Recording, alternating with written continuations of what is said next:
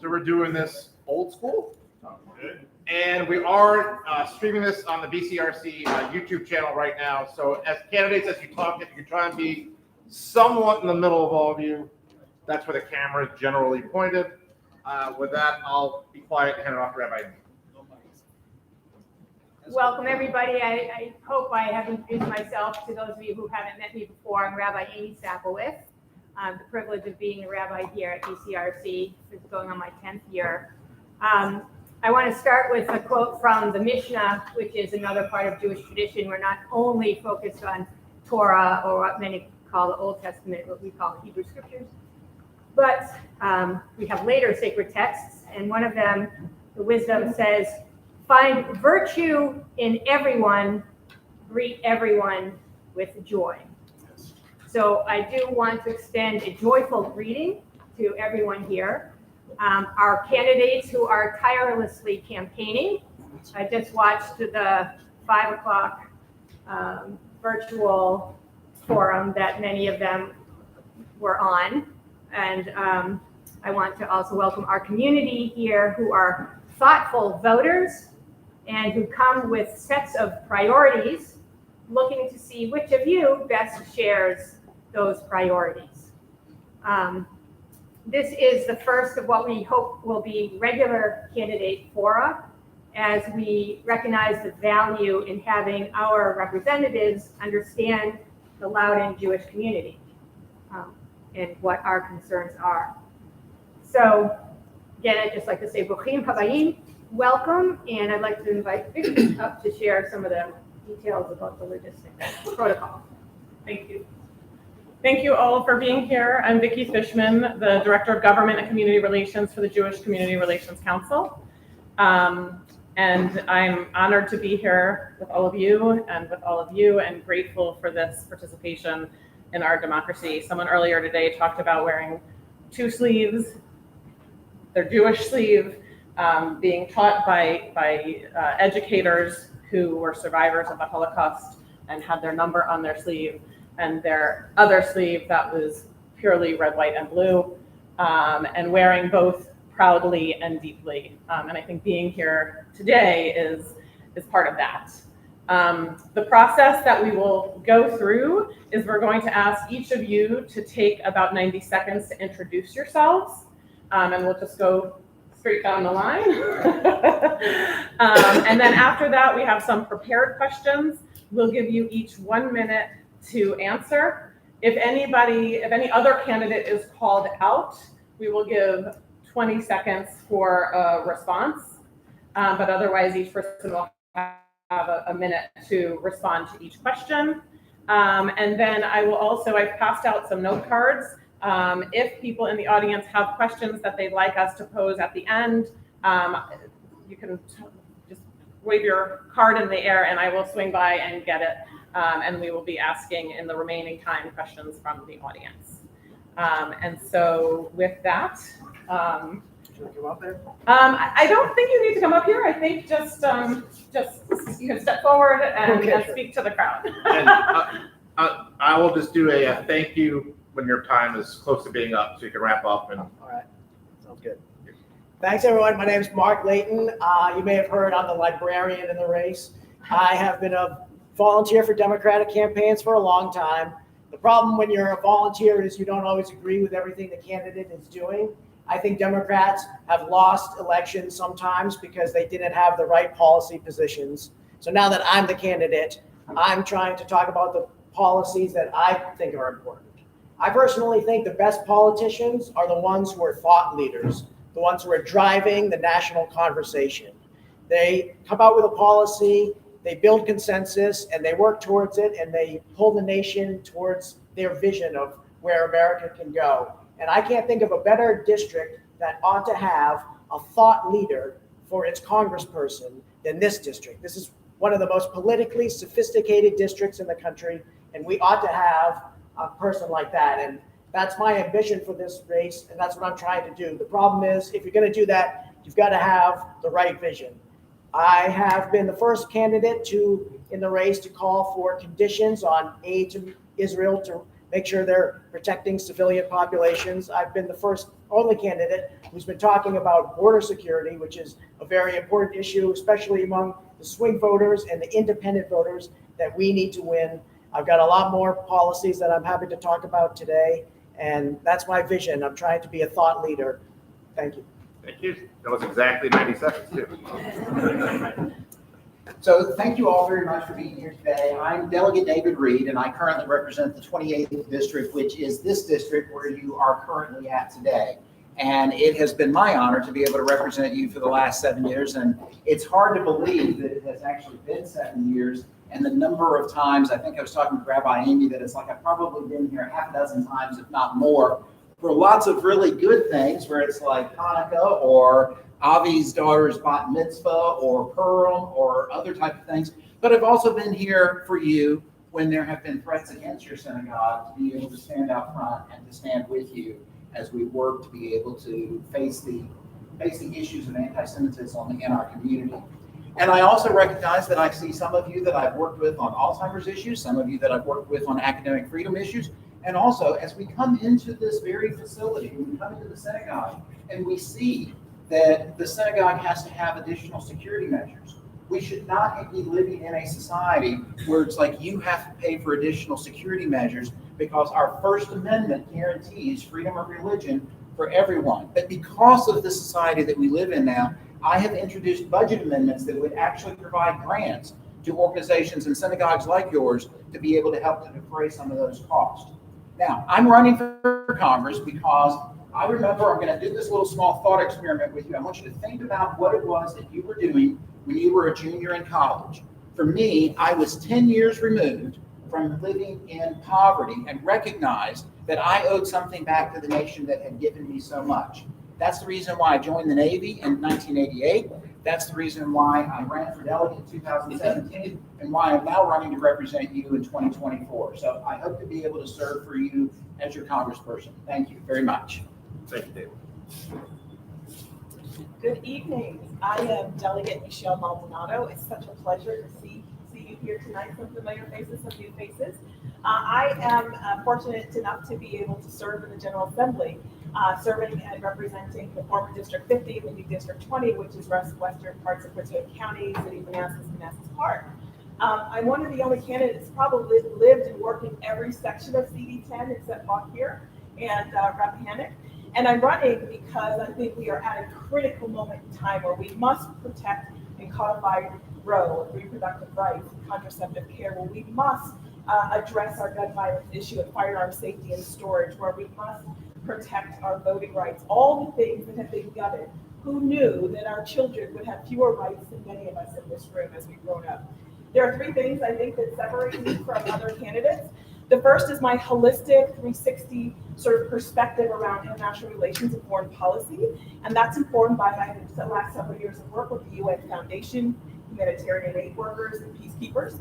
The second is my ability to really navigate polarized places and bring people together and bring them through to get results done. That has been informed by me helping to keep humanity at the southern border, working with Minneapolis community leaders after the murder of George Floyd, and helping congressional staffers recover after the attack on the Capitol. The third thing is my deep experience, 2 decades plus in technology, AI, and new and emerging technologies. And that is informed by the work I did as a tech lawyer, the work I've done as a tech business leader, and fast forward to today, where I founded the General Assembly's bipartisan, bicameral Technology Innovation Caucus and sit on our AI work group. I look forward to our conversation tonight and here to answer your questions. Thank you. Hey everyone, my name's Travis Nembhard. I am living in the district with my wife, who's a public school teacher, and our two little ones who are 3 and 5. They keep us busy. They're the reason I'm running, the reason I'm here, because we need to work to build a pipeline for the next generation of leaders.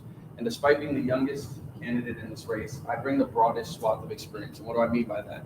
Whether it be as a former judge, former financial regulator, tech regulator, legislative counsel, and assistant attorney general, I bring experience that touches all 3 branches of government. I would also be the first member of Congress with direct experience regulating emerging technologies, something that is really critical. It's not just enough to go out there truly understand it, but also to know the principles behind what you're doing when you're investigating and making sure we're regulating, putting laws with intended consequences as they're unfolding. Beyond that, as it relates to my experience, I have not been an elected official, but make no mistake, I was a legislative counsel. That means I drafted the bills. I met with the constituents and did the research so that my principal could sign off on that legislation. The key here being that I bring that experience. But lastly, I ran for office last year for the first time in a seat that was red plus 7R. And we outperformed President Biden by 14 points in that district, had the highest youth vote in the state, and it raised $2.4 million. In fact, Governor Youngkin came down on election day until 6 o'clock before coming up to Loudoun and was in Bristow, in my district where I live, campaigning in a seat that shouldn't have even been within reach for Democrats. So I look forward to answering all of your questions, and thank you again for your time. Thank you. Good evening, everybody. I'm Dan Helmer. I am a member of the House of Delegates who's represented portions of the 10th Congressional District for the last half decade. I'm the son of an Israeli immigrant. I'm the grandson of Holocaust survivors. My family knows that democracy is fragile, which is why I've spent my life defending our democracy. It's why after the attacks of 9/11 and graduating West Point, I served in Afghanistan. It's why after Donald Trump's election, I got involved in politics, went on TV in 2018 and said that after 9/11, the greatest threat to our democracy lived in a cave, but now the greatest threat to our democracy was Donald Trump. It's why in 2019, I ran against and unseated a 17-year Republican incumbent who had voted to criminalize abortion and against every single common sense gun violence prevention measure that the General Assembly tried to pass.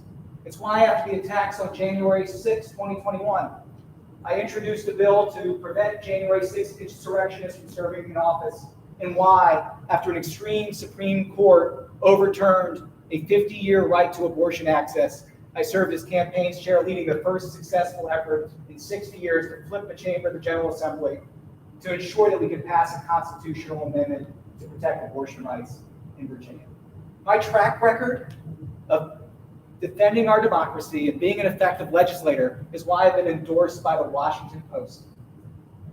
And if you are looking for a fighter who wins the toughest battles at the ballot box, then turns around and passes legislation that assists our country and our community, I hope to have your support in Congress. Thank you so much. Good evening. I'm State Senator Jennifer Boysko, and I proudly represented this community over the past 5 years as your senator. I actually represented about 200,000 people in the 10th district, which is about a quarter of the district. This is my 10th race in 11 years. I am battle tested. I know how to campaign, and I know how to win hard races. My first race in the Senate in 2018, I won with 70% of the vote against a very popular moderate Republican who had been in office for many years previously. My values are really, in my life experience, are what really motivate me in my life as a policymaker. When I was a young child, my parents split up. My father is a social justice Episcopal priest, but at home things were not so good, and I watched my mother struggle as a single mom, enduring wage theft, enduring very low-paying jobs, and she made it her priority after she went to college after several years to make certain that I got a college degree. And so I have focused my time and attention around people who often get left out and do not have a seat at the table. That's why I have been the champion for things like paid family and medical leave and equal pay for equal work, for abortion rights. I am the constitutional amendments chief patron both this year and last year.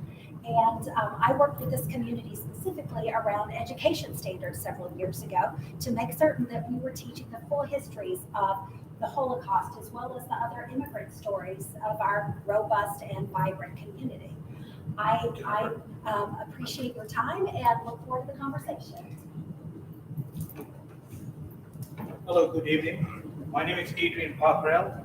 I'm an immigrant and I'm a disabled veteran, former NSA and a CIA officer.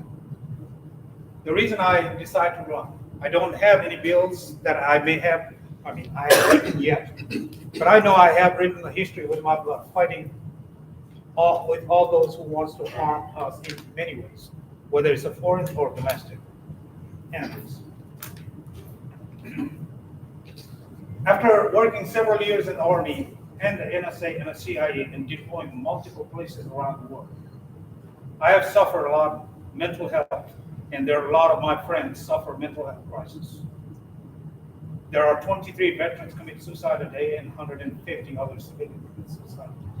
Loudoun County, the richest county, wealthiest county in the United States, 49% of our children are suffering mental health. And I've been champion on mental health. And what I was doing in the agency as a volunteer supporting this mental health crisis and saving lives, I decided to run for Congress because right now the threat, MAGA extremists and their Project 2025 is bringing. It is looking very dangerous. As I hold my hands to defend the Constitution, it's my job to leave my job and fight for the Congress to protect our democracy. Thank you very much. Thank you.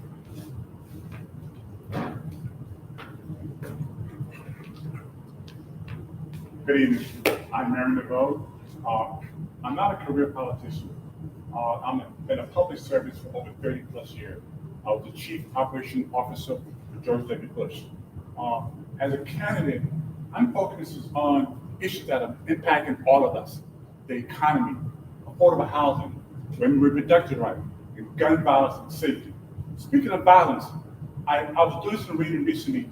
I discovered that of all the hate crimes in this country, 60% of the hate crimes are directed towards those that are sitting right here in this room today.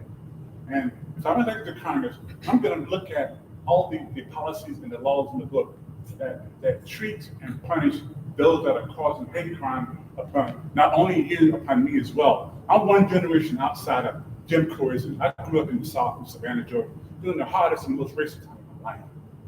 As a candidate, I will fight for you in Congress to seek and I eliminate and strengthen the laws of those hate crimes. And some of those hate crimes are felony, and some of them are misdemeanors. I'll make sure that there will be no misdemeanor, and every hate crime will be classified as a felony. I'm running for Congress. I'm looking forward to your support and any questions you're going to have to ask. Thank you. Thank you, sir.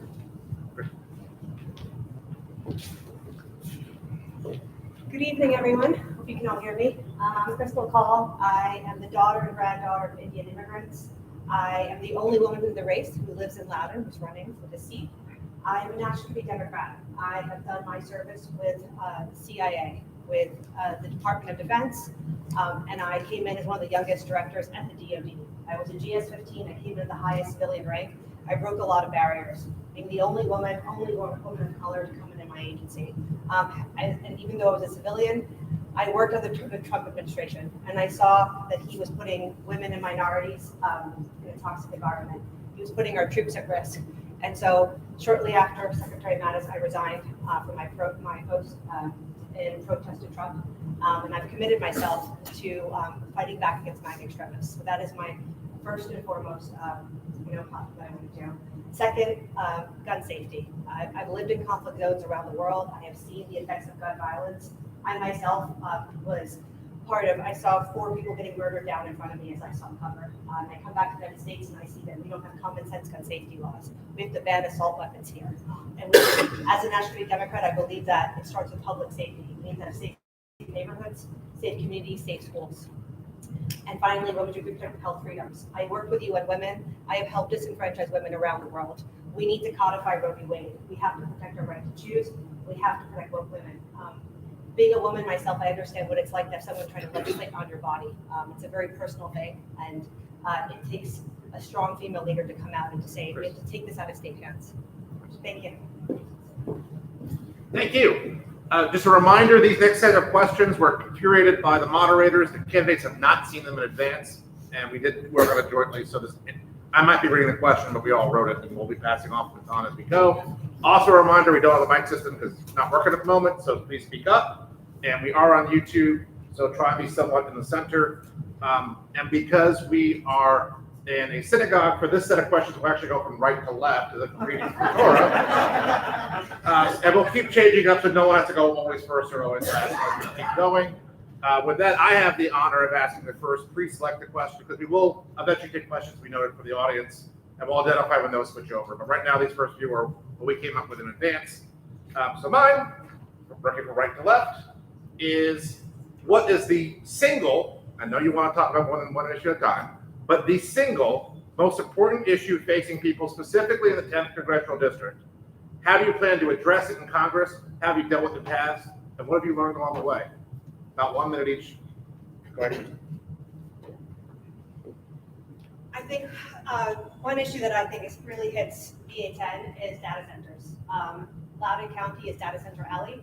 Over 40 million square feet are covered in data centers, and it also affects farmland in Rappahannock, in parts of Prince William, and parts of Greater Manassas. So the entire district is affected by this. I think we need to have standards. We need to have regulations in place on size, on usage of energy. This is an environmental issue, and this is something that's proliferating, and we have to come in and we have to make sure that we protect people in this area and make sure that it's not a case where I've heard from constituents where a data center is built, they go to their legislatures and nothing can be done after. So I think we have to get ahead of it and be more proactive in our approach. And I'm happy to take any questions from you. Thank you. Are all the candidates here? Not mobile, not yet. Okay, for that question, the answer would be, from my point, affordable housing. Currently, right now, 61% of those in this area cannot afford a home. That includes first responders, firefighters, teachers, and some people right in this room. And if I'm elected to Congress, I'm going to look at ways to lower the cost of building a house, the construction of the house. And right now, Amazon is coming in and has poured millions of dollars into developing land and building homes. And that is an outside source that's lowering the cost of a home. And right now, those people in that particular area can afford to buy a home. So my plan is to lower the cost of homes so that anybody who can purchase a home can purchase one. Thank you, sir.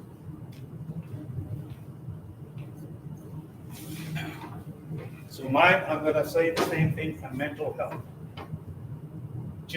It's not because just one thing.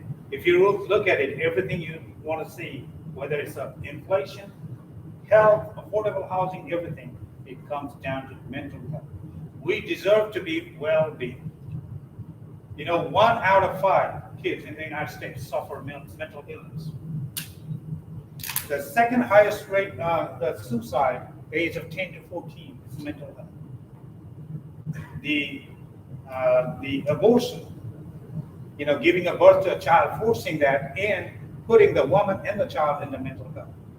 So we deserve better, and I want to continue to fight to have many different ways to destigmatize this mental health, so all people can go seek out proper help without any stigma. We need a safe space for our children.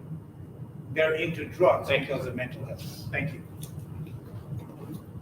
Thank you so much. I believe that our kitchen table issues around the economy, probably the very #1 issue for most of us in the 10th district as well as around the country.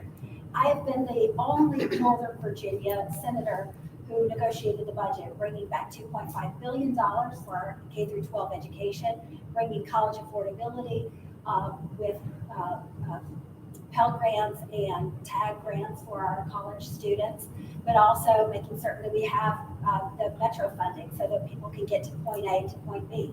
I'm also the transportation chair in the Virginia General Assembly, have worked for years to bring the ability for us to get up and down Route 7 and 28 without having to go through the toll road, which I know all of us hate. And I've also been the chair of the Broadband Advisory Council so that people can live anywhere in Virginia instead of having to live in a congested area where they can get their jobs done from home or from a remote location, and their kids don't have to go to McDonald's to do their homework. And that's what I'll continue to do. Thank you.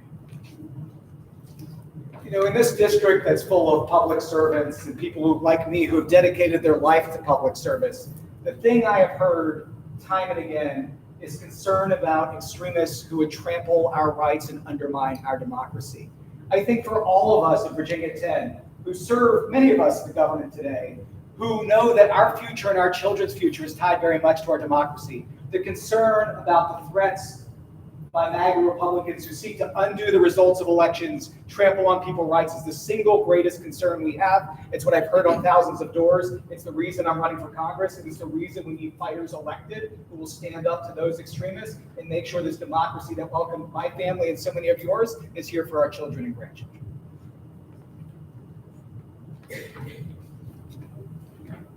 I would say that the biggest challenge affecting us, and this is maybe a little bit of a consolidated response, but cost of living.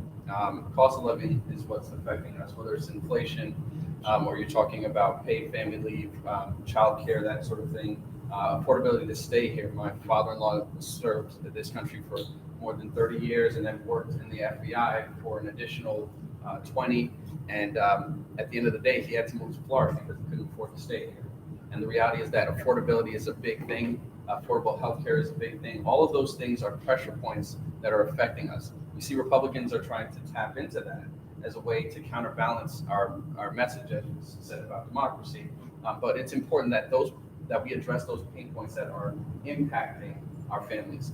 So putting forth working family policies that are going to help people, allowing states and the federal government to negotiate drug prices, dealing with affordable housing, creative solutions like social housing, and also allowing developers and nonprofits to develop blighted homes and underdeveloped areas.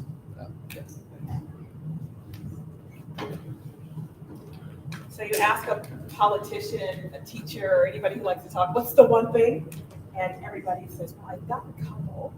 And so here's what I will say. I think that there are multiple intersections of issues that happen every day that impact every single one of us.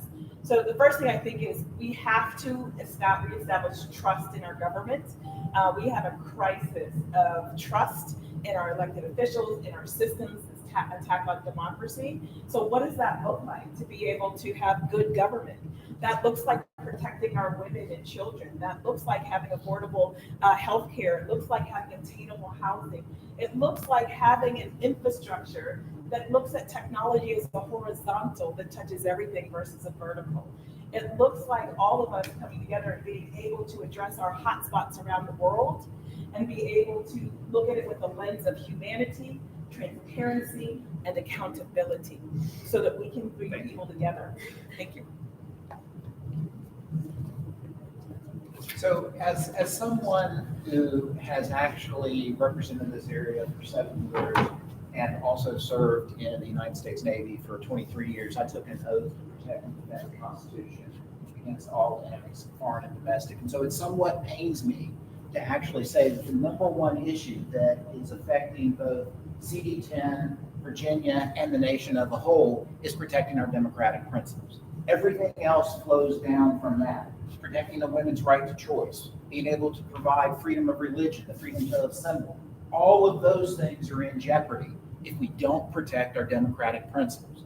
This is what is so very important. It's just so very unbelievable that this is the defining issue of our time and that we have to be able to address that.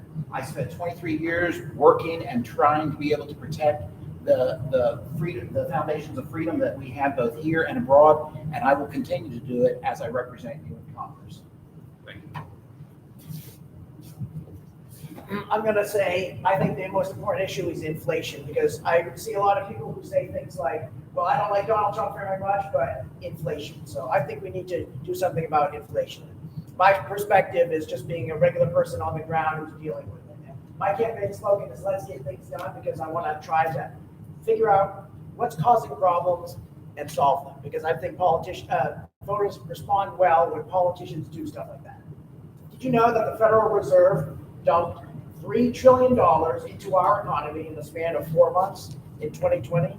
That's the cause of inflation. I think I'm calling for more congressional control over the Federal Reserve so that doesn't happen again. I've got plans for housing. I've got plans for healthcare. Let me tell you quickly about my college plans, since there's so many college educated people in this district. I want to require colleges to keep their tuition below inflation, or they get cut off from federal student loans, because I think we're basically inflating our college tuition. Thanks. Okay, our second question. Anti-Semitism on college campuses and calls for academic and cultural boycotts of Israel have been a growing concern within the Jewish community for some time and have reached crisis levels since October 7th. What are your thoughts on this concern and how would you address it? And we'll start this way this time, so Mark, take a breath. All right, well, I get a minute? Yes. Okay, so I think that when you work at a school where it's a public forum, you have to set down some certain rules, okay? And free speech is allowed, especially at these public universities that are publicly funded. But what you cannot do is block students trying to go to classes. You can't block staff or professors trying to go about their business. And you can never threaten anybody in any kind of physical way. And in the constitutional law, there's things called time, place requirements that say you're not allowed to distinguish between who's protesting what, but you can give them a certain space and say, you can have this spot and chant your chants, show your signs, but if you block anybody from going about their business, if you physically threaten somebody, if you're doing anything dangerous or violent, that's not allowed. And I think those are some important principles that aren't always have been respected in all of our local colleges.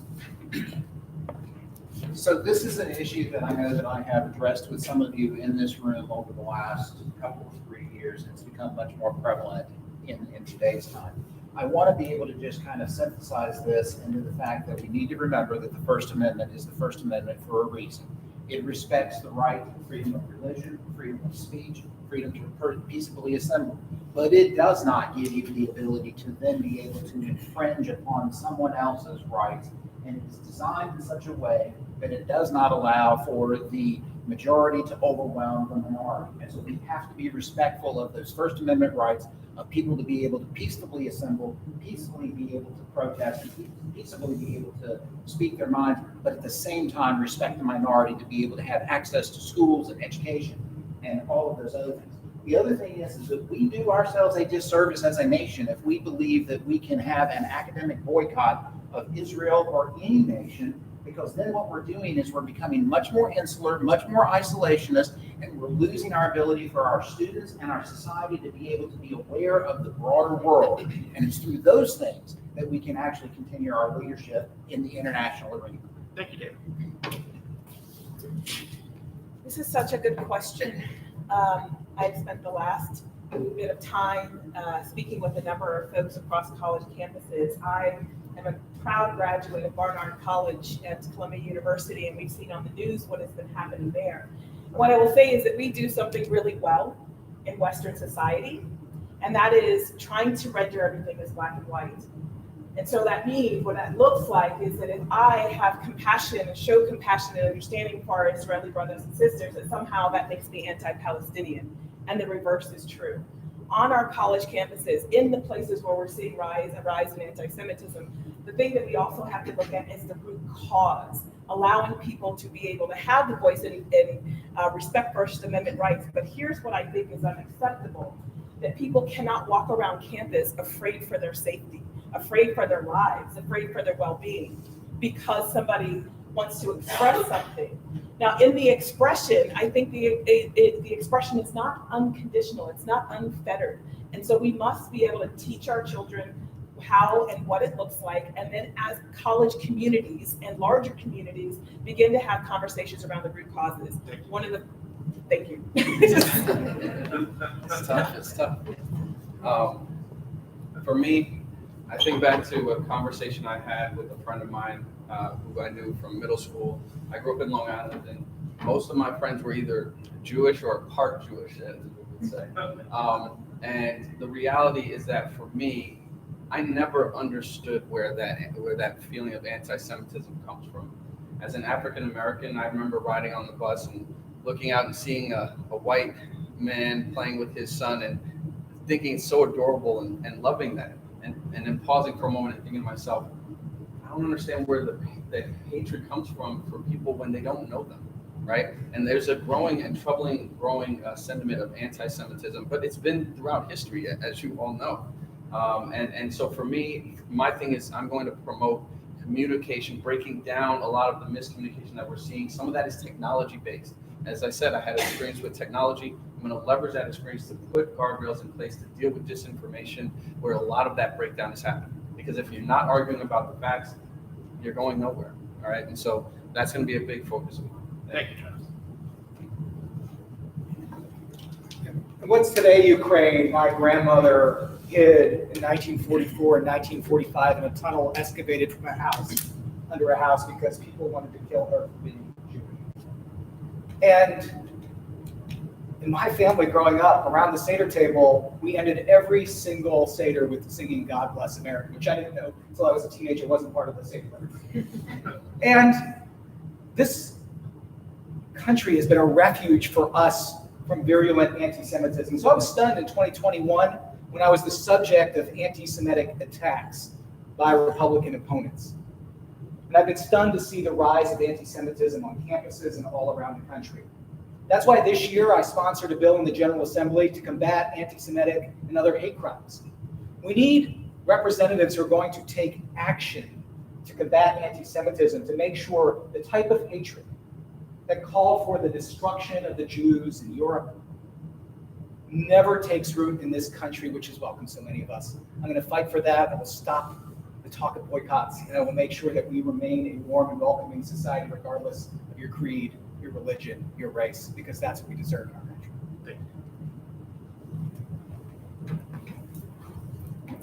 It is a small world because my daughter is a Barnard graduate and was working at Barnard the past 2 years. And I spoke to her daily while all of this has been going on, and she actually left her job because she was so wounded by the inability of the faculty and the administration to work with the students, to help them process and understand what has been going on in their own lives and on campus, instead of shutting them down. It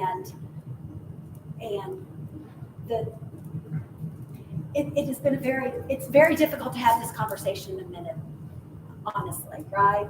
But I think one thing is our colleges and universities are there to explore and to challenge yourself about deep, difficult issues, and to be able to have the space to understand and to listen.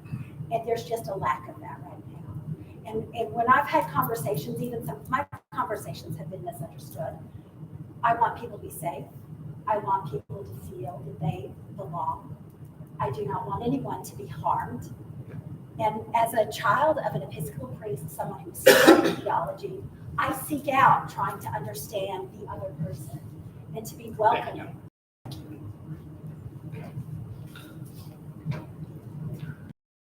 Anti-Semitism, what I would say as a minority person coming to, there is no place for hate in this country, and especially in Virginia for lovers, right? So, but we got to realize how the country is divided. It's dividing even harder. I still remember when President Trump said Mexicans are rapists, right? Muslims are terrorists. Chinese are all COVID, connected with the COVID.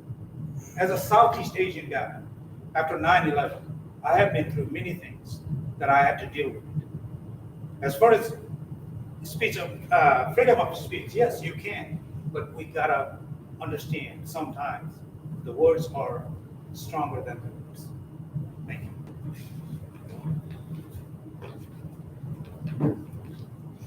To answer that question, I first want to talk about an act that was created in the Bush administration.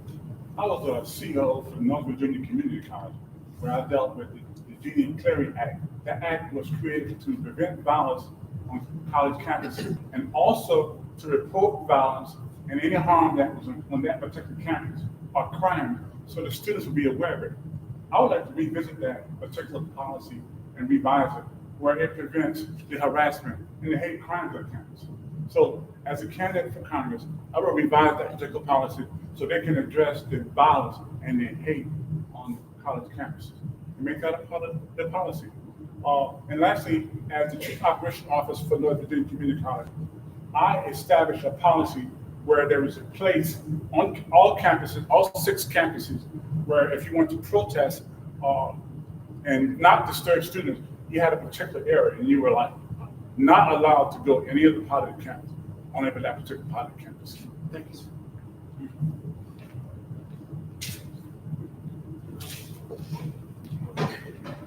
I also grew up in Long Island, and I grew up in a very strong, beautiful Jewish community. And I learned at a very young age about anti-Semitism. So in high school, I actually was the senior editor of the Holocaust Genocide Project magazine, which is a magazine to promote awareness about the Holocaust. I helped to found the Adopt a Survivor program, where we brought Holocaust survivors to the school to teach about what happened during the Holocaust and give real anecdotes to students. I went on in college at American University to work on interfaith dialogue forums. I think interfaith dialogue is the key solution about educating students of what's going on. I've been a teaching assistant at Brown University. I've worked with the Woodrow Wilson Center Dialogue Department, and I think that creating the education, the awareness, teaching kids especially about what is right and wrong, about not discriminating against a certain group of people is really critical. It starts at a very young age, and it's something that we have to institute in our colleges. Having that dialogue is where we can actually bring that rule of order back in and really just educate them more on what has happened in the past and what they're actually lashing out about right now. So I think that would be the best approach I've seen really effective, especially in a university forum, and not what's going on now, which is destroying college campuses, attacking groups of people. So that's something that I've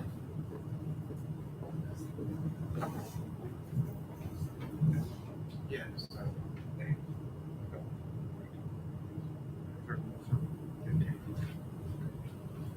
Rabbi Neil Tao from Congregation Shaarei Shalom in Leesburg. And we're going to start in the middle. Start with you again. Okay? And then go right. And go to the right and then move it around. The question is this. What should the U.S. role be in ensuring the return of hostages, including 8 Americans who are being held in Gaza? What more, if anything, can and should the U.S. be doing on this front?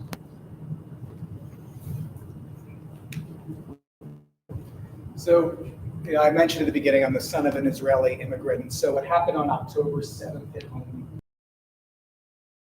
His family in Israel, and I spent much of my life in counterterrorism issues. The situation in Israel right now is incredibly complex, but I think the question is right in its focus. The focus has to be on returning the hostages, on making sure we create the conditions for a long-term and equitable and lasting peace. I had the opportunity when I was at Oxford as a Rhodes Scholar to study Israel's invasion of Lebanon from 1982 to 2000 and have the Army publish it. And one of the key components is at the end of that conflict was left unresolved a fundamental issue, which was the requirement and need for a two-state solution. So my hope is that the U.S. continues to work with Israel to secure the release of hostages, that Hamas stops their terrorist attacks, and that we get to a situation in which we can work towards a just and lasting peace, which I think everybody in this room supports. Thank you. I think it is incumbent upon the United States government and a multinational effort to find peace and a diplomatic solution to bring the hostages home and to end the war. It has been painful for people who live in our community, both our Jewish community and our Muslim and Arab American community, to have loved ones who have died during this conflict, who have no part in this geopolitical disagreement between two states or two factions. And I think it is incumbent upon us as Americans to work to fight for peace, to stand up for peace.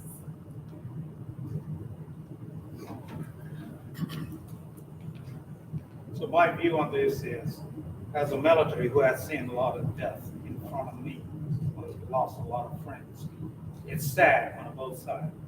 Definitely, as far as hostages, we need to demand our hostages back. Those two states need to figure out how to work together. Like, we all are different here, but we live together happily. That is possible. But one of the things that, coming from my background, I would also understand who is behind Hamas supporting and trying to create this, conflict and instability in that area. So we've got multiple, but definitely bring the hostages back. Thank you.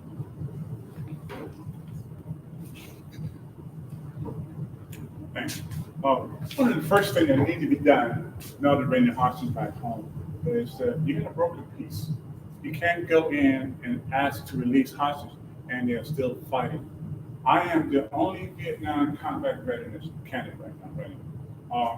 So you first got to have a peace agreement in Congress at the table. And then we can negotiate and talk about, what is that you want us to do? So we got to broker a deal to bring the hostages back home. And that you can only do that with having a peace talk first. Can't do it while you're fighting. Thank you. Thank you.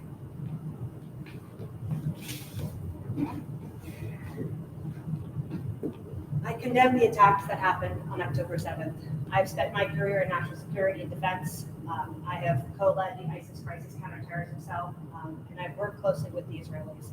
I've even traveled to Israel with the American Jewish Committee. I've met with folks in the Ministry of Defense. I've been to the Iron Dome. I've traveled again with the Foundation for Defense and Democracies as a National Security Fellow. And I understand that the situation is one where we need to take an approach using a scalpel, not a sword. We need to micro-target the bad actors who are causing these issues. I call for a ceasefire with release of hostages. I think that Israel has one of the most advanced defense apparatuses in the world and the most sophisticated technology. And I would really encourage to leverage that to make sure that they defend themselves, but to do it in a way where they're, really micro-targeting those bad actors. And we have to uphold and defend democracy. So again, I think that Israel will always remain a close ally to the United States, and we're always going to support Israel. Okay, here's a thought experiment. What if in 1943, Adolf Hitler had said, okay, if all the Allied armies permanently withdraw from Nazi Germany, then we'll release all the Jews from the concentration camps. Do you think FDR or Winston Churchill would have accepted that deal? Because that's the exact deal that Hamas is saying. Permanently withdraw from Gaza, and then we'll release the hostages, okay? That's why I do not support these plans that they're talking about, okay? Now, I know that Israel is not, their conduct has not always been perfect. Netanyahu has openly sided with the Republican Party, and I think he's been playing a very dangerous game while trying to make peace with Saudi Arabia. Saudi Arabia cuts people up inside their own embassy, okay? But my plan would be to embed American troops with Israel to make sure that they're protecting civilians while they're fighting Hamas, because there's a big difference between Hamas and the Palestinian people. So they need to prosecute that war in a more clinical, surgical way and separate the civilians from the terrorists. Thank you. This is one of those areas where it's like, I think that you're going to find there's going to be a great deal of difference probably in policy, and I want you to think about the fact that, again, I come to this with over 30 some odd years of experience in the national intelligence community. And I think one of the things that we have to look at a concurrent release of the hostages and a ceasefire. And then we have to look at how do we get from this point to what some future state is. And that future state has to involve borrowing from what we learned after World War II, where again, we went through a process of rebuilding Europe so that it would be denazified, and we need to look at being able to rebuild Gaza so that we can do away with the radicalization and giving the individuals in Gaza an opportunity to have a life that is beyond just affiliating themselves with Hamas. And then we need to look towards a long-term two-state solution where both Israel and Palestinian people can live together, because that's what the ultimate goal is for everyone. So again, we have to get and we have to demand for the release of the hostages and a concurrent ceasefire and rebuilding Gaza, and then a long-term two-state solution. Thank you.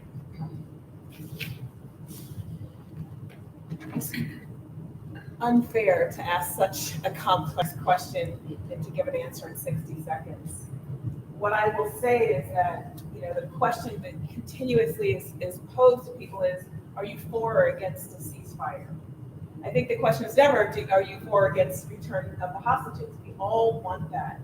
But I think we have to think about what else is needed, not just the ceasefire, right? The water, the infrastructure, the medical help, the food, because we know from international standards that famine is happening in Palestine. So everybody, if you know, think about negotiation 101, everybody has their positions and they're grounded in it, rooted in it in the beginning. And what we have to do is figure out both of those things are not going to happen immediately when people won't move. So we have to figure out the pieces in between to move us to that place where we have release of the hostages and a full ceasefire. I think there are things that we can do in the interim around aid and smart targeting of areas so that we're not doing this explosive, there's things, smart bombs versus dumb bombs, right? Being able to be very strategic and exercising. So I think we have to think about it a little bit more broadly. So obviously October 7th was a huge tragedy. There was also tragedy in the sense of many of the stories of innocent lives that were caught in the middle of the whole conflict. For me, though, the way I look at this, I agree with my colleagues that we need to put pressure on the idea of getting the hostages back, seeking a ceasefire. But we have to be honest with ourselves. Hamas will not give up all of the hostages as long as they're under a threat. They it's kind of a running out the clock type of situation, because they lose that, they lose the hostages, they lose their leverage, right? And so we have to look at it from a broader standpoint. And one of the things that I think we haven't been looking at is the fact that what unites Hamas is an ideology, right? And it's no different than something like, let's say, communism, right? With Soviet Russia, you could not bomb out communism. You can't bomb out racism. You can't bomb out any other form of stateless actor that is formed by ideology. How do you defeat them? Is through really taking the lifeblood and life source for them, and that is their supporters and their support. Oh, thanks. This one. Just once again, editorial note, we did hand out cards. If you've got a question you'd like to ask, please write it on the card and just raise your hand as we switch between questions. We will come collect them.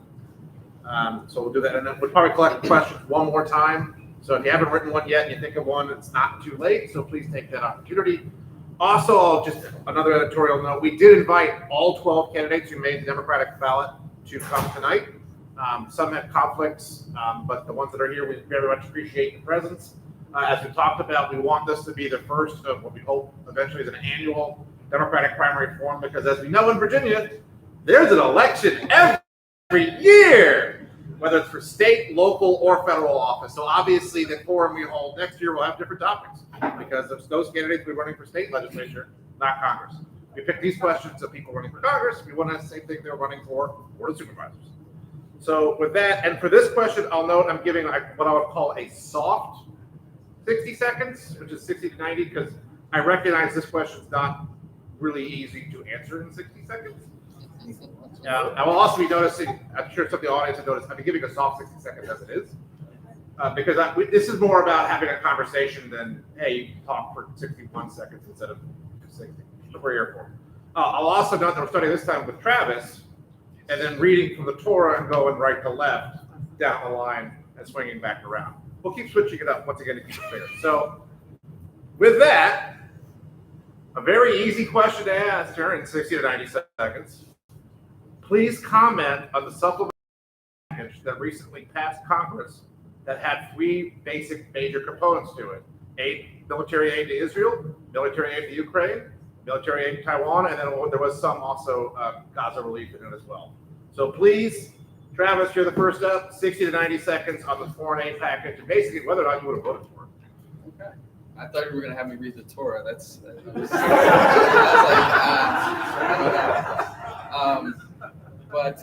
yeah, so for me, yes, I think that at the end of the day, I would have supported the package. I do think that we have to be very cognizant about how we start to move forward with all of this aid with Ukraine. I give the analogy of what France did for us in the War of 1812. If France was not willing to do what it did, we would not be the powerful nation that we are today.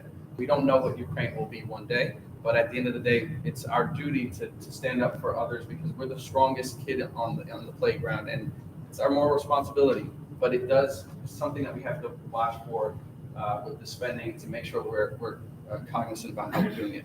When we're talking about the spending for Israel, I do think as we move further on with the conflict, we have to start to really lean into just to maintain public favor towards it. The reality is that we need to make sure we move towards defense spending, especially. We see what happened with the attempted attack by Iran with the drones and the recent missile strikes that were coming from Hamas, the Iron Dome. The reality is that at the end of the day, we need to move some of that spending towards defense spending. And also, as one of my colleagues had mentioned, humanitarian aid, make sure that we're doing that as well. Thank you, Jeff. Yes, okay. Thank you. Salt was not totally elastic. Michelle. Yeah. So, can you repeat the question one more Sure. time? Give me a reset. It's short version.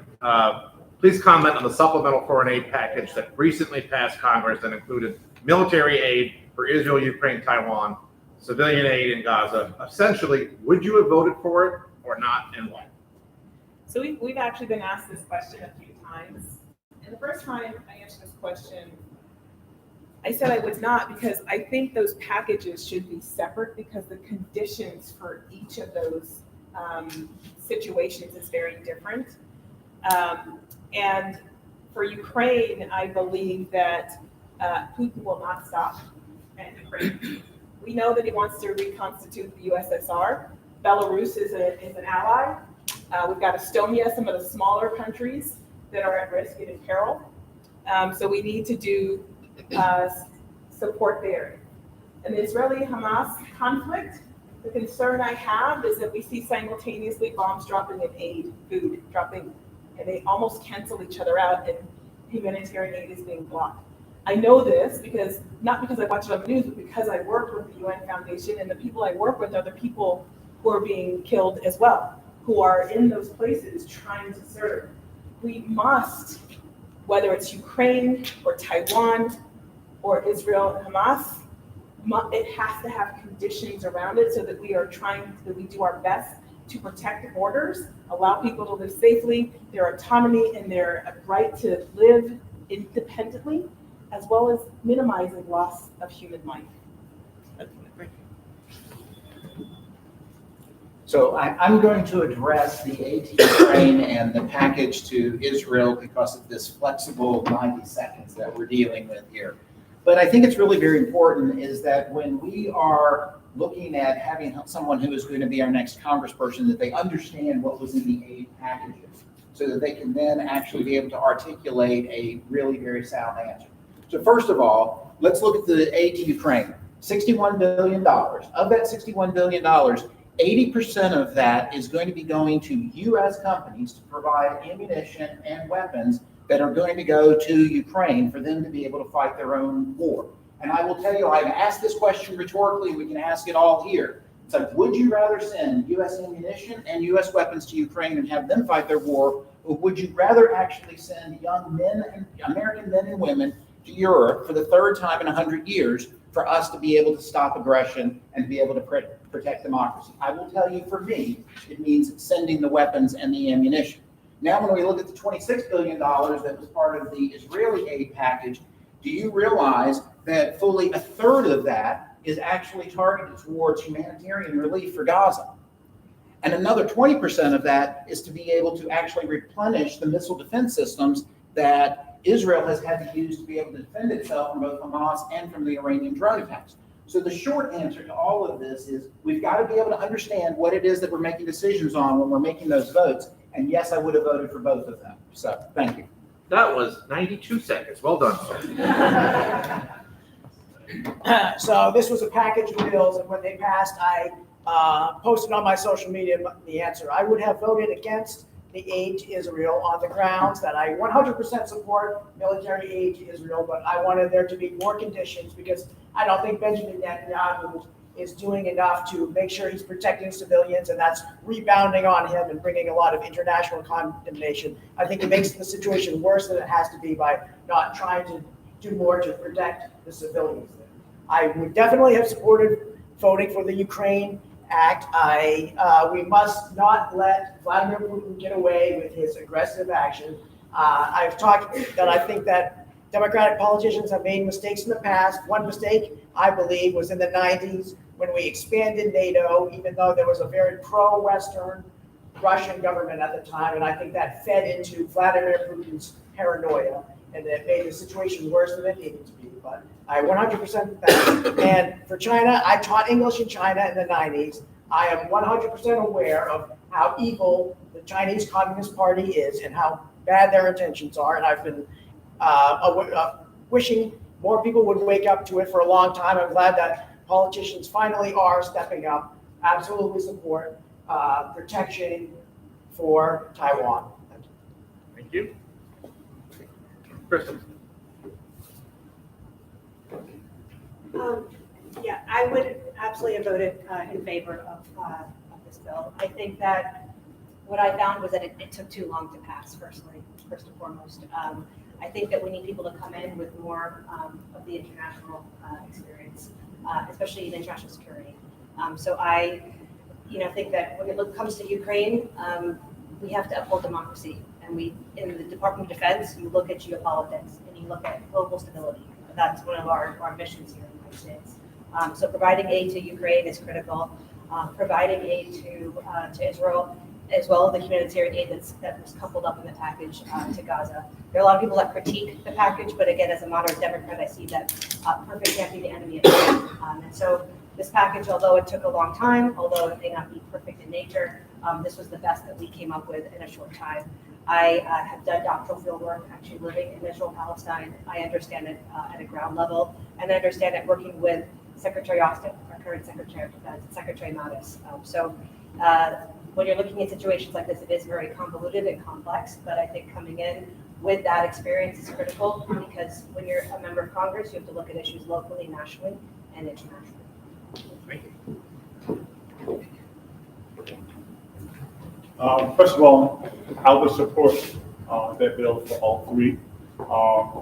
And the reason why is because I was a victim of a young man at 18, 19 years old, drafted to the military and sent to Vietnam to fight somebody else's war. And we could have just sent them munitions, supplies, and support. And we did just the opposite. We sent innocent young kids, 18, 19 years old. I was destined for UCLA, Kansas State, Michigan State, Marquette University. And I went to war instead. So I don't want to see that happen again. So I send enough supplies, make money and supplies so they can fight the war and we can support them back. Thank you. And you probably just still got the air conditioner kicked back on, so please pronunciate loudly. So definitely I will support all three. The reason why I will say earlier, my colleague talked about geopolitical stand. Right now, the biggest threat that we're dealing with within United States is Project 2025. And I'll tell you, if we don't support Ukraine, the first day if Project 2025 succeeds, Donald Trump will turn around and Russia is going to do everything to take over Ukraine. And that is going to expand. Earlier, our other colleagues said about Estonia and Belarus and all of that. Because of that, China has been trying to attack Taiwan, probably going to get prompted, and create another instability in Asian Pacific. And then also come to the Middle East, there's going to be another instability. So that's going to create a bigger, geopolitical instability, and that's bigger consequences that we're going to have to work with. So definitely I'll support all three. Thank you. Thank you for the question. Again, 90 seconds is not enough time to have this conversation, but I will be very clear where I stand, which is different than most of my colleagues here. I would not have supported the money for the Israeli military aid. We've already lost 30,000 people. Most of them, 70% of the victims in Gaza are children. And It has not gotten the hostages back. I do not believe that a violent solution is the answer for that. I would have supported the funding for Ukraine, and I would have supported the funding for Taiwan. But I disagree with the calculation that Netanyahu has made in this. I do not think that it is winning hearts and minds. I think it is dangerous and decimating the Gazans and the people of Palestine. And I think I will say again, we need a diplomatic solution. We need to get the hostages back, but we need to stop the killing. I'll try to keep it short, Avi. So, serving in uniform, I saw just how important our alliances are to our national security. I believe the U.S.-Israel alliance has been absolutely critical in terms of our ability to defend ourselves, particularly in the wake of the attacks of 9/11, and standing with our allies is critical. And so I would have voted for the U.S.-Israel package. I think standing with our allies against a resurgent Russia, a revisionist Russia that seeks to expand its boundaries, is absolutely critical. And so I would have supported the U.S.-Ukraine package. And because I think it is so important that we make sure we manage the rise of China, that we support American leadership in the world, I would have also supported the U.S.-Taiwan package. I spent the last 3 years as a reservist teaching international relations at West Point part-time. And teaching the cadets, we taught not only about what the United States did, but how important the post-war international order is to our democracy, to America's role in the world, and to American leadership. And I think we are strongest as a democracy when we lead with our values, when we stand by our allies, and when we make sure that our democracy functions in a way that our allies never have to question whether U.S. support is going to come. That's what I'll fight for in Congress. Thank you. So we are now shifting. Yes. Yes, so we're going to transition into questions from the congregation. And this one is a perfect one to transition because it basically asks the question that we were going to ask anyway. So it's treating the role of bipartisan lawmaking in this climate of ultra polarization. So in Congress, would you vote on the issues or only in a Democratic bloc? And we'll start, Mark, and go down this way. So I've been very vocal that my campaign is all about the issues, and I've been saying that if you want to get something done, you have to focus on the issues. I've got several members of my family who are Republicans, so I understand where they're coming from. I think if you're going to make a deal, you have to understand that the other side needs to get something, and that's been the basis of all of the great bipartisan deals. In the 1986 tax reform bill, the Republicans got lower tax rates. Democrats they closed the tax loopholes. In the 1986 immigration reform, they legalized the undocumented people here, and they theoretically had stricter immigration rules. The 1983 Social Security Reform Act, they closed tax loopholes, which is what Democrats wanted, and they adjusted benefits. So you have to take both sides. So one of the things that I'm most proud of in the 7 years that I've been able to represent you is that I've been able to get 50 pieces of bipartisan legislation passed. And that comes from actually working with the Republicans to be able to find a common ground. And part of that also is that my upbringing as somebody who was raised in the rural parts of Virginia and grew up really very poor, it's about having empathy for the fact that there are issues here in Northern Virginia that are going to be different than they are in the Valley and in Southwest and Southside. And if we can have just a tad bit of empathy as we are going about legislating, then we can step back from kind of the hyper-partisanship that we see exhibited in Congress. 3 of the pieces of legislation that I'm really very proud of is one, I have been able to get passed the only reparations bill passed by a state general assembly in the nation, and that was done with bipartisan support. The only piece of legislation to protect prime topsoil from the next pipeline, and the only bipartisan piece of legislation to be able to create a strategic plan for how we need to be addressing the state's role in supporting veterans and military service members and their family. So yes, I'm committed to working as a bipartisan person in Congress. Thank you for this question, because, when I ran in for the first time, what inspired me to run, what I heard at the doors was, I'm so tired of political theater. I'm so tired of the divisiveness. I just want somebody to go and work with the other side. So in my district where I ran, I had to have Republican support, plus Democratic support, and independents. And that's how I won all my races. Once I got to the General Assembly, I walked over to the other side, introduced myself, and told them, where we have common ground, I commit to working with you. And I've done that every day since. Now, what is interesting about that is it has allowed me to, this year in particular, pass the highest number of bills in the House Democratic Caucus and the highest number of bills unanimously in the entirety of the House of Delegates. Now, some of those are easy bills that are very easy to agree on. Some of them are medium, and some of them are a little tougher.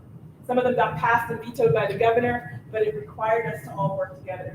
You build trust, and that is how you do it, by listening, by committing to that. So the question is answered as, I vote issue over party. So when I had mentioned that I had outperformed President Biden in that race by 14 points, or when I said that Governor Youngkin came stumping for my opponent the night before and the day of until 6 p.m. for my opponent because he was concerned about losing a seat that they didn't think they would lose, I didn't mention why. And that's because I was able to break through in a seat that was plus 7R. Party went 70% for Trump. I grew up in a predominantly white community, conservative community, a place called Comac, where kids touched my hair on the first day of class because they had never interacted with a black kid before. And I learned how to interact with kids who had polar opposite political views from me, and it has become ingrained in me. And so when I had these conversations with folks, I was able to break it down in a way that showed not necessarily judgmental, but a different perspective that allowed them to see it. And I can give you guys examples after this, but of how I did it. But the reality is that is what we need. And so at the end of the day, I'm going to leverage my experience as a legislative staffer, negotiating and understanding that issues will be my priority. At the end of the day, my focus will be on trying to get what's best for our community. In 2019, as I was running for the House of Delegates for the first time, I knocked on a door and I asked a woman, what are the issues that are important to you? She looked at me and she said, well, son, the most important issue to me is that you support our great Commander-in-Chief, Donald J. Trump. And I looked back at her, I said, before I ran for office myself, I never met a politician with whom I agreed with on every issue, so I don't know that we'll agree on that. She looked back at me and she says, you know what? I like that you served in uniform, I'm going to vote for you.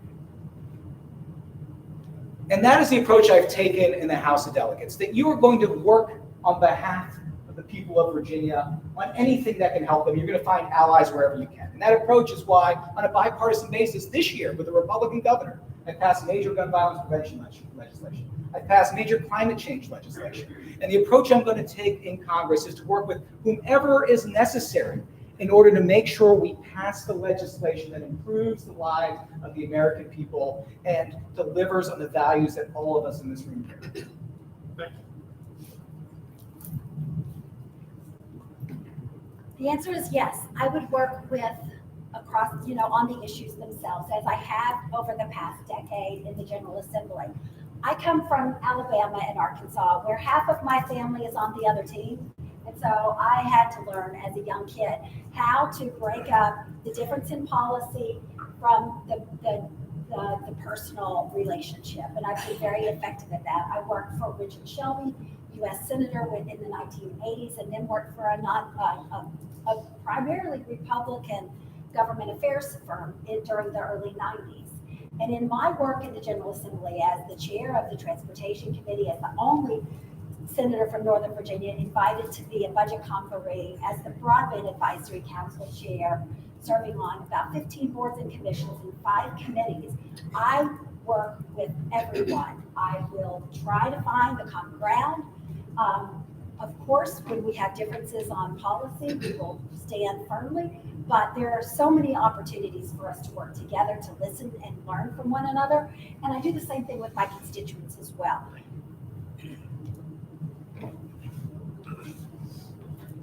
So when I serve in the military, I serve with all kind of people, all colors, all race, all ethnicity, and all political views. But I remember when I was fighting in Afghanistan, when I looked to my right, left, or behind, all I see, everyone is American. But I'm saying I always serve all the Americans. Never serve Democrat or Republicans, and all Americans. My priority is your needs. So when it comes to whatever your issues, that's my job, to work, and I will do whatever it takes. Bipartisan, we always work together and find the solution. Thank you. Thank you. I stated early on that I'm not a career politician. And the reason why I'm running is because of the dysfunctional Congress. And the current issues now that we have in here, first of all, to answer your question, is I would vote along issues. I would not vote along party lines. I'm running because it's dysfunctional in Congress right now. I will vote along with the issues that's going to make your life better. I will not vote because I'm a Republican or I'm a Democrat. I will work with the Republicans and the Democrats, but just to be all Democrats, I will not do that. I will vote and I will run and support the issues that will make life better for all Americans, not just the 1%. Thank you.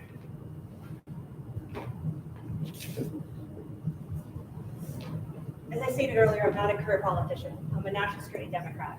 So first and foremost, I want to get issues addressed and get things done. I've worked most of my career in national security defense, and many of you probably know those are very conservative and Republican-heavy environments. However, it's also an environment where you don't talk about politics. The military is very apolitical. You have one mission and one mission only, and that is to safeguard America and all our assets, making sure that we uphold safety. So there are many times where I'm in rooms, I'm in conversations with people that you can quickly tell if they're Republican, you can tell if they're more conservative, but we still have to get the mission done, right? Which is that you have to make sure that you are protecting Americans at the end of the day. So that will happen in Congress. You're going to be sitting there at the table, you're going to be with people, you have to work on the other side of the aisle. And having done that in my career in national security and defense, I can do that coming into Congress. I think there's a gridlock in Congress today. We need more strong, modern Democrat voices to push the country forward, to pass legislation, to get things done, and to be issue-based.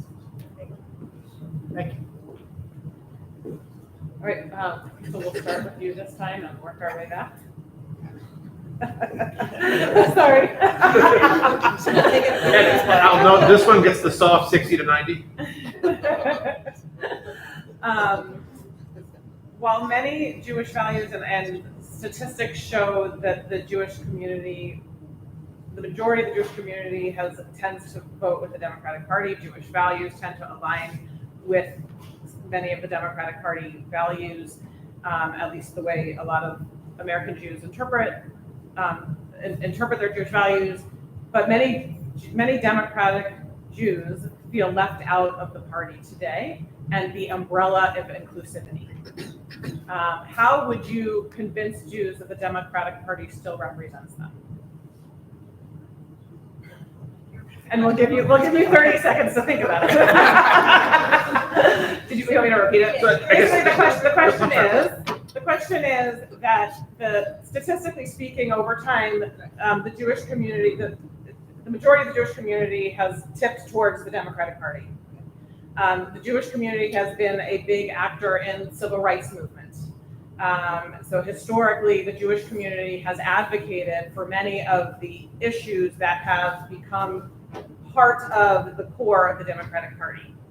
But today, many Jews are feeling alienated by the party and by this concept of inclusivity. Many Jews are feeling that inclusivity does not include Jews. How would you respond to Jews who are questioning? How would you convince Jews the Democratic Party still represents them? That's the punchline. That's the last sentence of the question. How would you convince Jews the Democratic Party still represents their values? 60 to 90 seconds. So. I feel like that question was almost 11 minutes. So, yeah, I think that, if I really get to the root of where the question is coming from, it has to deal with the conflict going on today with Israel and Hamas. And I think that we need to take a step back and to look at the Democratic Party in terms of what it stands for, right? And that you're going to have people on different sides. And that's why, again, I say I'm a moderate Democrat. There are some Democrats that are more left-leaning. There'll be some more, moderate, and there'll be some on the other side. So inclusivity is important to look at what are the needs of what it sounds like, several Jewish members of society are saying that they feel alienated. And that's not where our country should be headed towards. It should be headed more towards inclusivity, figuring out how we address, this is a melting pot at the end of the day. This is a country that stands, on diversity. That's the foundational pillars of this country. And we can't let a situation that's going on, divide us internally here, or make anyone feel that they're not included within the party, their voice is not heard. So what's happening on college campuses, a notion of, there's more anti-Semitism that's occurring, that people are feeling that they're being discriminated against. I think that all has to get addressed. And we have to really parse out what's happening, how do we address an issue, which is an international conflict on the ground, how do we look at it and see how to approach that with a better, approach and make sure that we are, unifying our community here in America.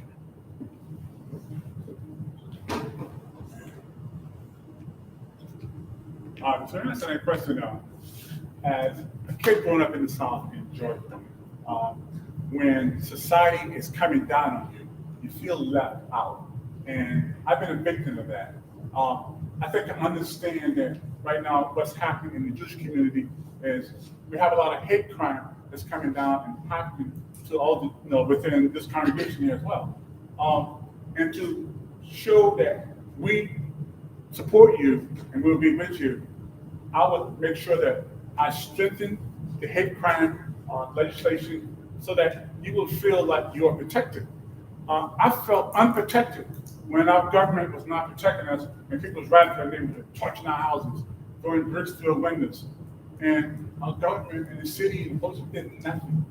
So I will strengthen the hate crime legislation to make you feel that, to show you that we care and we're behind you, we support you. Thank you.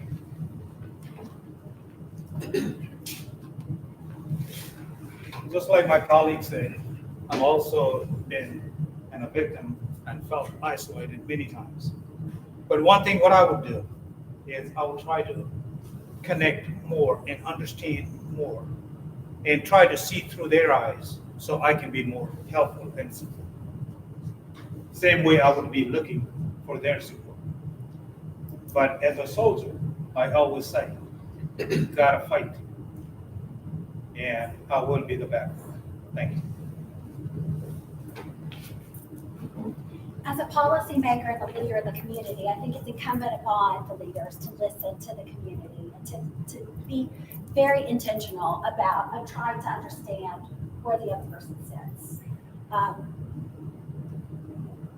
If we look at the values between where Republicans lay their interests and where Democrats lay theirs, Democrats historically have been with the person who has been left out.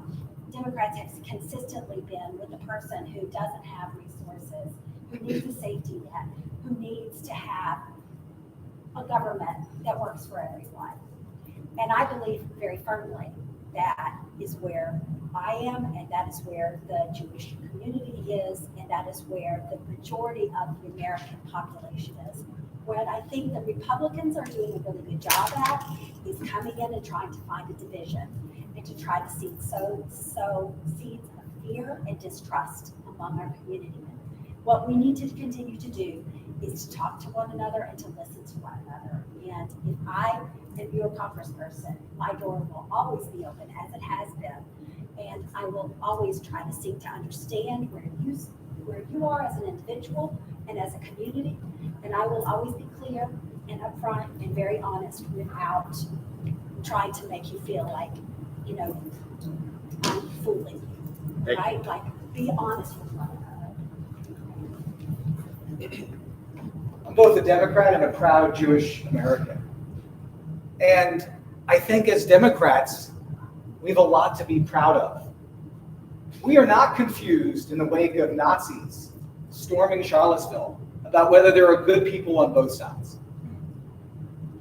We know that as a country, we are best when we are inclusive, when we support the values of religious freedom, when we protect people like we did with the hate crimes bill that we passed here based on their ethnicity and their religion. We also believe in the value of Tikkun Olam and making the world a better place as Jewish Americans. And that's why that value informed me when I passed the largest expansion of SNAP, of food stamps, in Virginia history. Our values as Jews and our values as Democrats are closely tied together. And whenever we feel that there are those who are challenging that tie, I think it is incumbent on us to stand together, talk about what the values we share as a people are and how much they translate into how our fierce patriotism as Americans. And I support a Democratic Party that's about that. Thank you. So I think there's three components to this. One is the values, right? As was alluded to by Dan. I'm a Christian, and I had my first Seder that I attended. Believe it or not, growing up in Long Island, bar mitzvahs, bat mitzvahs, but number Seder. And the similarities, the overlaps, I think that what drove many people of Jewish faith to support in the civil rights movement was the core values and faith. I think that's something that continues to unite us. The second component is the element of the threat. As was alluded to, it's politically expedient right now to support Israel on the other side. But the reality is that right now we have a president or soon to be candidate against President Biden who supports secretly or not so secretly white nationalists, right, and neo-Nazis. And at the end of the day, we have to remember that there's constant threats. So the groups that have historically supported me, the youth, African Americans, Latinos, they all also feel like the party's not representing them right now. And that is part of the challenge of a Big Tent party like ours. And we have to make sure that we're elevating those voices and making sure that we help individuals of the Jewish faith understand and try to elevate their voices so that we can make sure that we quell any concerns about not being heard. Thank you. The Jewish community and the African American community have a very long history of fighting together, of fighting for our rights, whether it's voting rights, civil rights.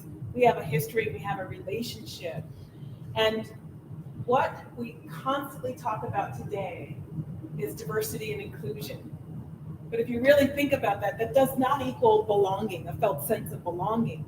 And while we have segments of our society, it's not just African American voters, there's specific segments, Black men, it's our younger voters, it's our Jewish voters, and it's our Latino voters who are increasing numbers moving to Republican sides, not feeling like they belong. I always explain it like this.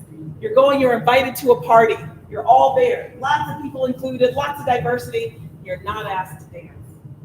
Dancing, being asked to dance is belonging. We must work together to make sure that when we give our votes, that we are also participating in the process, included and belong in the process before, during, and after the campaign cycle is over. And many people feel disenfranchised because our votes are used to get us somewhere, and then we don't feel like we're belonging as part of the process and have equal voices. And so I think that is part of what we have to do to make sure that we bring back everybody and we keep this tent as big as it is. So different folks have talked about different parts of this, and we talk about this big tent, this all-inclusive concept that we have as the Democratic Party. And one of the things that I like to highlight is the fact that we do ourselves a disservice, not only as the Democratic Party, but as a community as a whole, if we look at every group as a monolithic entity. If we assume that all Democrats are the same, or that we assume that everybody that's part of the Democratic Party has to be the same, then we've really gone counter to what it is that is our strength, because it is the strength, it is our diversity that is our strength. And we have to be able to be respectful of those different ideas and those different concepts to be able to bring all of that together, because it's out of that that we're able to actually recognize and grow and become much better as a nation, when we recognize and we appreciate the diversity amongst all of us. And that means not just a diversity of people, but a diversity of thought and way of thinking about things. So we have to get back to where we want to be this Big Ten and that we're respectful and inclusive of everybody coming together. And I think that that's something that we can do. What's that famous saying by Will Rogers? I don't belong to an organized political party. I'm a Democrat. Democrats are famous for being made up of a whole bunch of different interests and interest groups and all coming together. Republicans have it a little bit easier. They can turn out the rural white vote and they can just win a little bit of the other vote here and there. You know, Republicans brag when they win 11% of the black vote instead of just 9%. Broad coalition. It's harder for us, okay, but it's better. It's better to stitch together a broad coalition. And when it falls apart, it's a big mess.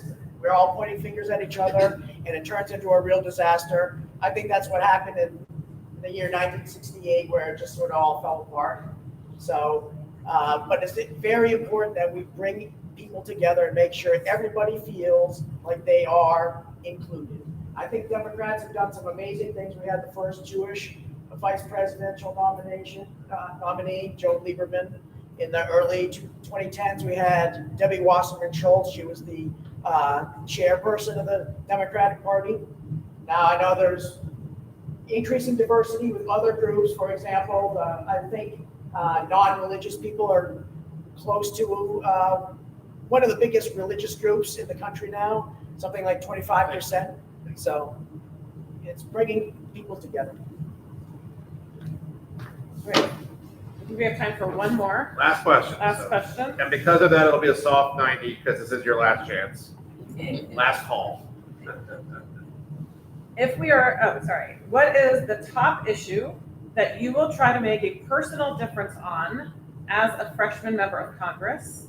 This is a little bit different than like what is the most important issue for the district, but more where do you think you can make a difference in your first year? And David, you're going to lead off and give you some time to think about it. And also to be clear, if you guys stand up here and say that as a freshman member of Congress, whether in the majority or not, you say you will be personally instrumental in passing an assault weapons ban, I will mock you mercilessly on Twitter. Please understand the spirit of the question. It's not doing the same thing as the most important issue facing the district, because if you're a realist, you're a freshman. We all know how much power freshmen have. So with that, David. Wow. Okay, so I think one of the things that you're going to hear from those of us that are freshmen, one of those items would be to be able to codify Roe versus Wade. Okay, that would be one of the first things that we would want to do. And as a freshman, if we're in the majority, then we can make that happen. I think one of the other things that this is another one of those questions about experience and understanding about how Congress works. And so part of it is understanding what committees you might get assigned to based upon your experience, and then how you then actually leverage those things into being able to do things good for the district. So let's look at the fact that I've had a top secret clearance since 1988. So it makes most sense for me to be on the House Permanent Select Committee on Intelligence because, again, we have a large intelligence community contingent here in Northern Virginia. We also have a large amount of government contractors in the area. A lot of times when we hear things talked about and there's a government shutdown, then it's like, oh, well, you know, it's going to affect the federal employees, it's going to affect the military, but they will get paid in the end. But all of us who have been part of the government contracting community will not get paid, and that adversely affects our economy long term. And so that's one of those things where it's like you can draw a direct connection from a committee to be on to how it would affect the local area. The other one that I think is really very important would be being on transportation, because I'm currently the vice chair of transportation in the Virginia General Assembly, and then being able to address the transportation needs for Northern Virginia. Because if we don't address the transportation needs here, then this entire economy here in Northern Virginia will grind to a halt, and people will start to leave, housing prices will go down, and it will have all kinds of downstream effects. So as a freshman, focus on getting Roe versus Wade, having a functioning government that does not go from like one shutdown threat to another, and then being able to address transportation for the regional area.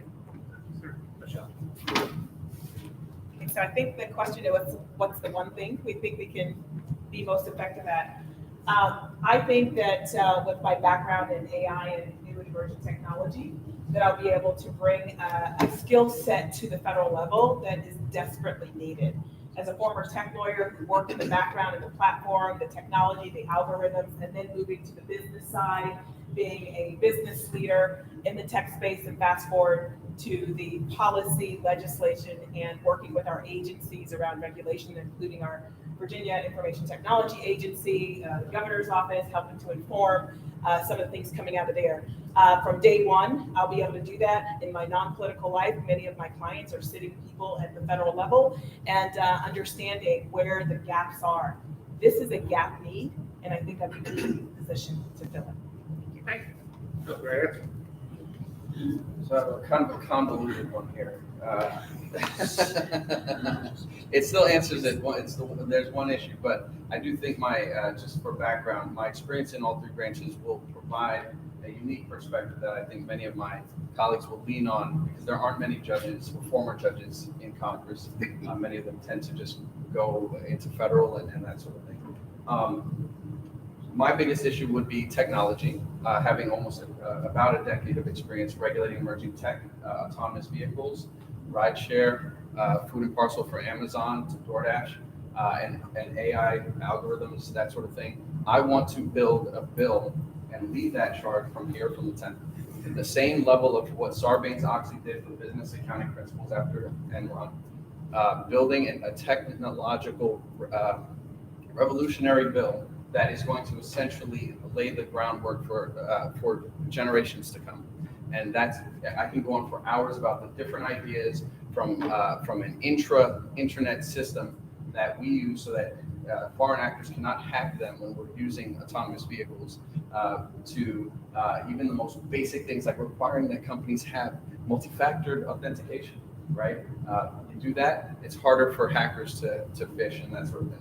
But that would be my biggest focus, is on developing a bill on a massive scale on the same level of the Sarbanes-Oxley Act of Securities Exchange. Nice.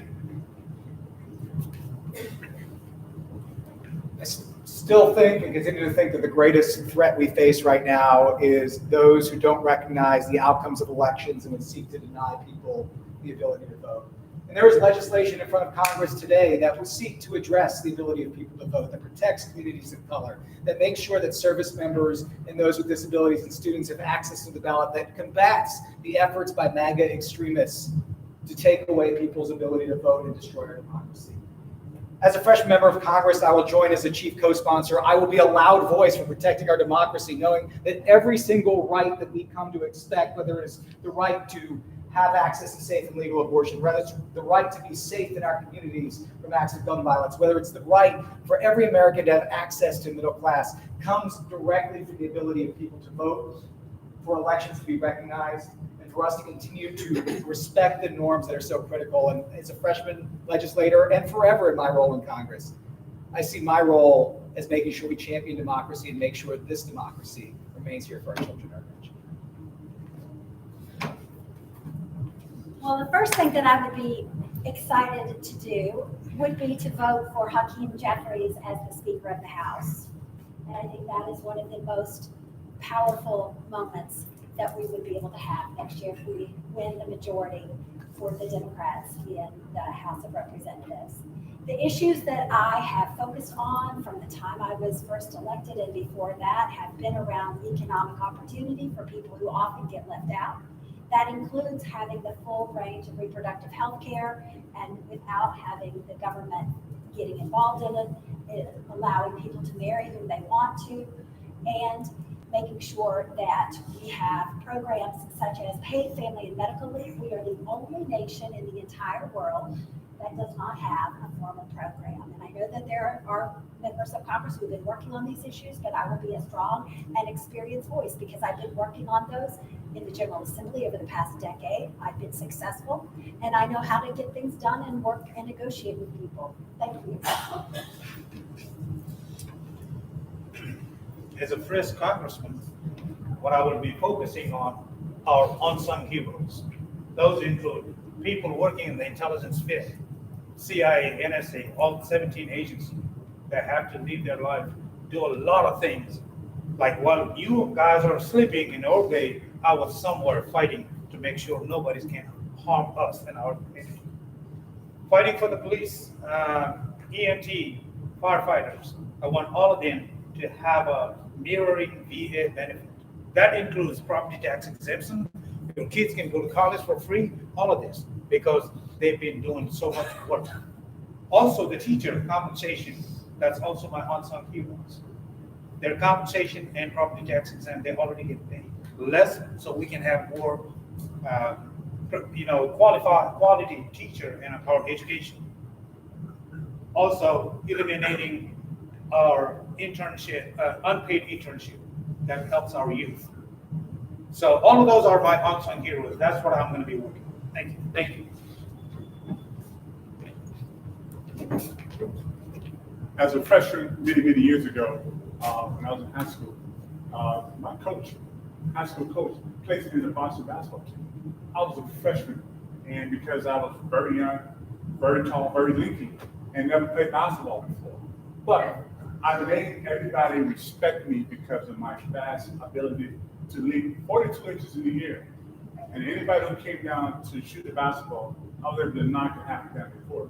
So I gained respect. So with my vast experience, I was the CEO for the Postal Service, CEO for Xerox Corporation, COO for the White House, and COO for North Virginia Community College. I would convince the other legislators that I have a vast amount of experience. You want to use it, you can benefit from my experience, and you can go along with my experience. Take, for example, the U.S. Postal Service. There are a lot of people wanting to dismantle the Postal Service and commercialize it. I worked for the Postal Service for many years, and I realized you cannot do that. That will bankrupt this country. So, I will convince them that I have vast experience across the board, federal government and corporate. Thank you. Thank you.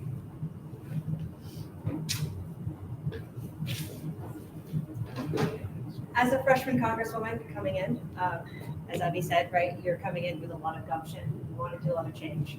So there are three things that I would want to do coming in. The first is codify Roe v. Wade. I've worked to help to make sure that we cement our right to choose. We protect the reproductive health freedoms. Being a woman, I understand what it feels like. Being someone who worked for UN Women and who's been a staunch women's rights advocate my whole career. Second, being a national security Democrat, I would join House Intelligence Committee. I hold the top secret security clearance with access to sensitive department information and a polygraph. I've worked with Syrian Central Command. I've worked on the ISIS crisis counterterrorism cell. So I think that going on to committees, that's where you can actually leverage your experience and your expertise. And third would be emerging trends technology. I was the senior advisor to the Joint Artificial Intelligence Center. We have a lot of use cases for applying AI/ML, IoT in advancing the DoD's mission. And we can actually bring a lot of that great expertise, especially issues that face this district, like data centers, and bringing that into the forefront of Congress to say, here are all the applicability that we can actually, smart cities, IoT, AI/ML, and bringing that knowledge power into Congress. Thank you. Okay, well, if you're a freshman, you're not going to have a huge amount of power. So for me, what I would most focus on is just letting people know that I was ready to sit down with anybody, especially the people on the other side, and start working things out and lowering the temperature and starting to get things done. Because I think that is what most needed now, and that would get the most amount of attention if somebody came in and said, let's have a reset and let's try to change the way things are going right now and try to do something different, have a different approach to things. I don't agree with everything she does, but Senator Sinema from Arizona, she's a freshman senator, and she's been in a lot of these bipartisan negotiating deals because she's willing to go over to the Republicans and say, do you want to make a deal? And that's what I would be doing. And I respect people like Senator Kaine, Senator Warner, because they're frequently in these bipartisan negotiating deals. And that's because they're willing, they've made it very clear that they're willing to talk to anybody, whoever they need to talk to, in order to get something done. So I just say, my door's open for business. Let's go get a pizza. Let's talk it over and see what we can get things done. Thank you. On behalf of all of us, thank you for being here tonight. If I get this wrong, you guys correct me. Each one of these people up here and the other four that we invited had to collect at least 1,000 signatures from voters in the 10th congressional district to even get on the primary ballot in the first place. So thank you for being willing to engage in the democratic work day in and day out of large D and little d. Thank you for being here tonight. I'd like to give you a round of applause.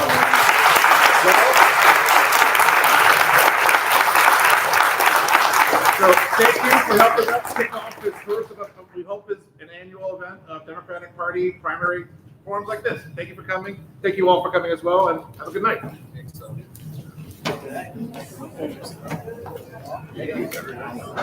See you next year. Do it again.